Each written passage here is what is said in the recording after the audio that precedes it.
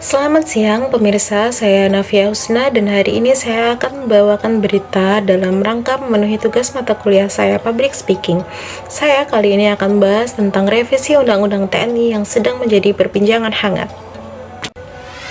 Saat ini, DPR dan pemerintah tengah membahas revisi Undang-Undang Nomor 34 Tahun 2004 tentang Tentara Nasional Indonesia atau TNI. Salah satu poin utama dalam revisi ini adalah perluasan peran TNI dalam jabatan sipil. Jika revisi ini disahkan, TNI dapat menempati lebih banyak posisi di lembaga pemerintahan dibandingkan dengan aturan yang berlaku saat ini.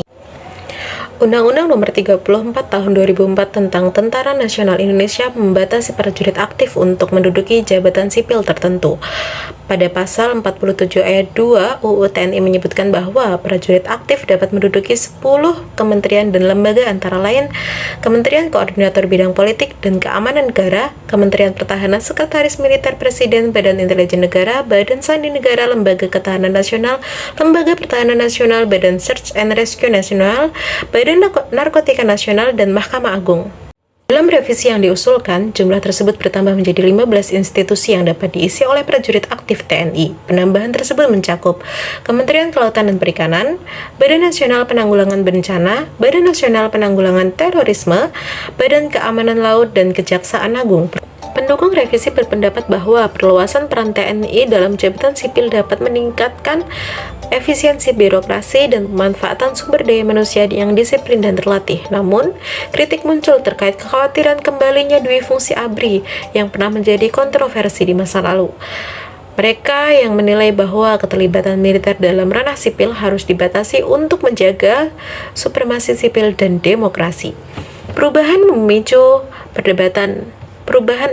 perdebatan. Pihak yang mendukung revisi berargumen bahwa kehadiran TNI dalam pemerintahan dapat meningkatkan efektivitas kerja dan kedisiplinan di lembaga sipil. Sementara itu, pihak yang menolak khawatir bahwa dominasi militer dalam jabatan sipil dapat mengancam prinsip demokrasi dan profesionalisme TNI.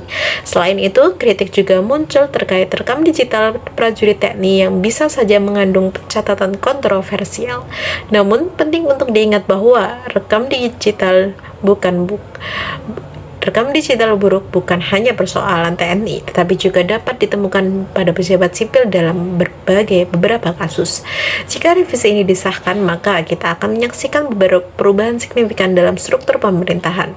Namun, apakah kebijakan ini akan membawa dampak positif atau justru menimbulkan polemik baru? Untuk mengetahui lebih lanjut, pemirsa dapat mengecek sumber berita dari berbagai media termasuk Kompas, Tempo, dan CNN Indonesia yang telah membahas revisi UU TNI ini secara mendalam.